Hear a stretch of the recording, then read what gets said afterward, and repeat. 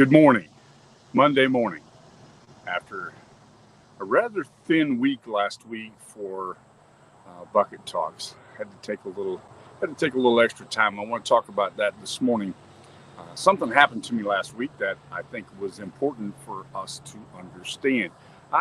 There's been kind of a little bug, some kind of something going around, and my wife had gotten sick on Tuesday and Wednesday. Late Thursday evening, I started feeling a little weird. And Friday and Saturday just knocked me completely off my feet. So I had a little time to think and a little time to ponder, and I realized that there were some things that were going on that I think I needed to do a little differently. Good morning, Don. Good morning, Larry. I'm sure Larry's on, and others who are joining us. I appreciate you coming in. I'm just going to share a little bit this morning about protecting your most valuable assets. And I'm going to give you three most valuable assets that we need to be protecting in the time in which we live. And I'm going to illustrate those for you. So I'm quickly going to share those with you. But I'm sharing this in the light of having recovered from having a really, really bad end of last week and a bit of a struggle up through probably midday Sunday. So I want to share with you what I learned in the process of that. I try to learn things. Whenever I go through something, I try to learn something. So there's three things I want to talk about today that I think will be important for you to understand to protect your most valuable assets. Your most valuable assets, number one, is your time and or your energy. I stopped referring to things as time management not long ago and began to refer to it as energy management because I realized that I might have the time to do something, but that doesn't mean I have the energy to do it. And the older I get, the more obvious that becomes. It doesn't always mean that I have the energy to do something. And so one of the things that we need to be aware of is that we have to protect our time or our energy so that we might be effective. And that, my dad, back to the bucket talks, my dad gave me a very, very simple principle a long time ago. Had to be a long time ago because he's been gone for a long time.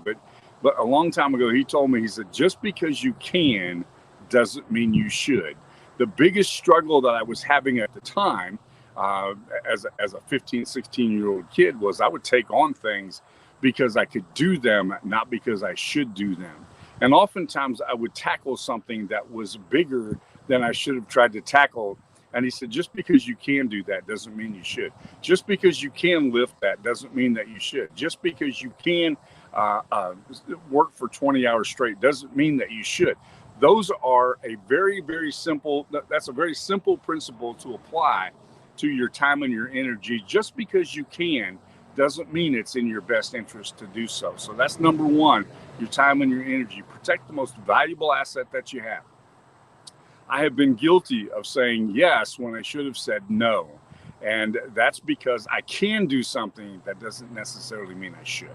So really important that we remember that just because we can doesn't mean that we should, because it's the way that we protect our time and our energy. Number two is make sure you protect your creativity.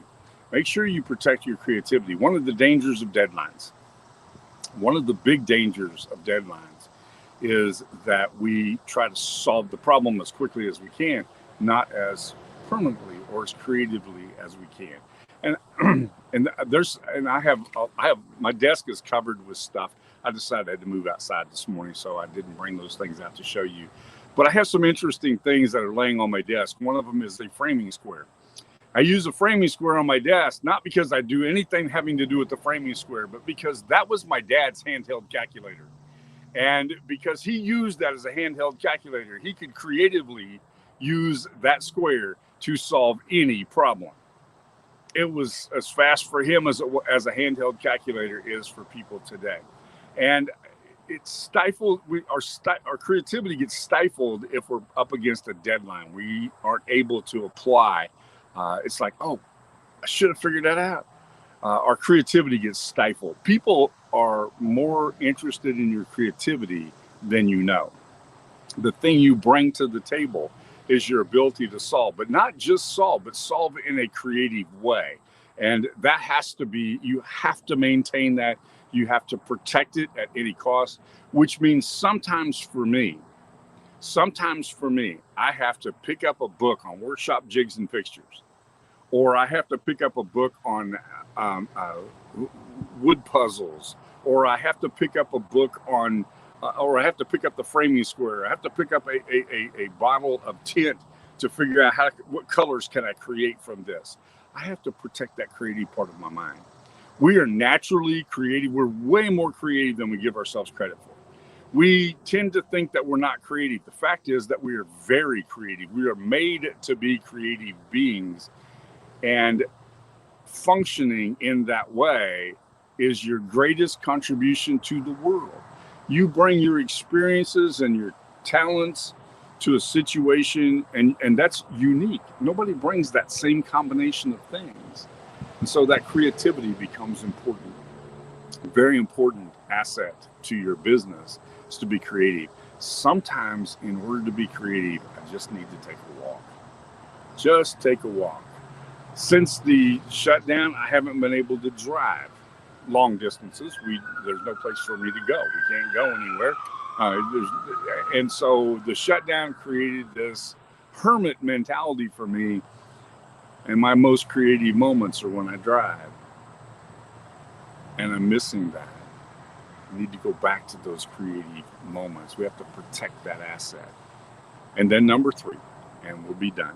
Number 3 is that we need to recognize how important our mental acuity is. That's the ability of our mind to process information. I worked on a problem the other night on Thursday night. This was about the time I was starting to feel sick. And as I worked on that problem, I realized I'm not processing right. The stuff is going in, but I'm trying to remember when I click over here, what did I click over there for? My mental acuity, the ability to process information, told me what I needed to do was go to bed. Not continue to fight my way through this situation, but to go to bed. I have to protect my mental acuity, the ability of my mind to process information. You have to do the same thing.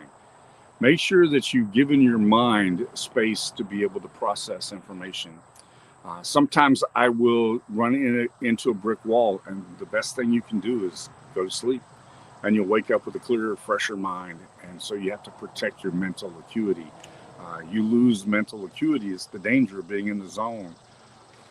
And that is getting to the point where you fall in love with the process, and you're absorbed in the process, and you forget to eat, or you forget to take your medicine, or you forget to take a walk, or you forget to take a break, or you forget to take a nap. Usually for me, a real indicator is when I look across the room and I look out there and everything's fuzzy. It's like I've spent too much time focusing right here, and it's time for me to change my environment so that I can protect my mental acuity and my ability to process information.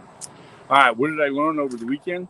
3 things. Number 1, you have to protect your time and your energy. Number 2, you have to protect your creativity. And number 3, you have to protect your mental acuity.